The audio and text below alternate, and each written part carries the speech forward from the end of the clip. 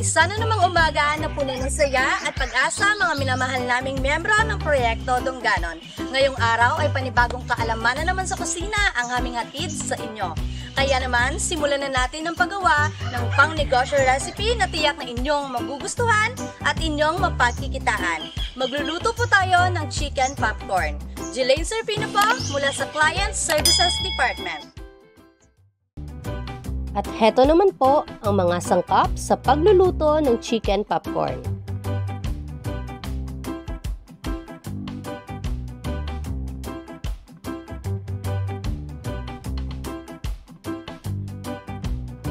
Sa isang bowl ay timplahin ang manok gamit ang chili mansi. Pangalawa, ibuhos na rin po natin ang itlog.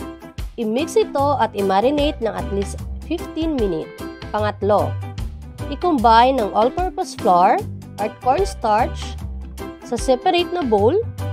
Tsaka dito po natin pagulungin ang minarinate natin na manok. Pang-apat, itaktak po natin ang excess flour bago ito iprito. Lutuin ito hanggang maging golden brown.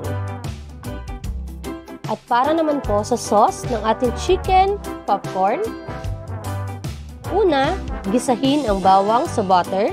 I-add na rin ang sugar, ketchup, chili mansi at tubig. At ito ay pakuluin. Panghuli, pagluto na, pwede na natin i-transfer ang chicken popcorn sa serving plate at i-serve ito with dipping sauce. At pwede din po na i-mix po natin yung sauce sa mismong chicken popcorn at lagyan po ng toppings na scallion o dahon ng sibuyas. Ayan! Madaling gawin, masarap at abot kaya ng bulsa ang puhunan.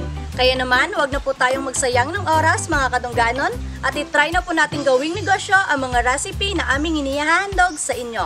Maraming salamat po sa panonood.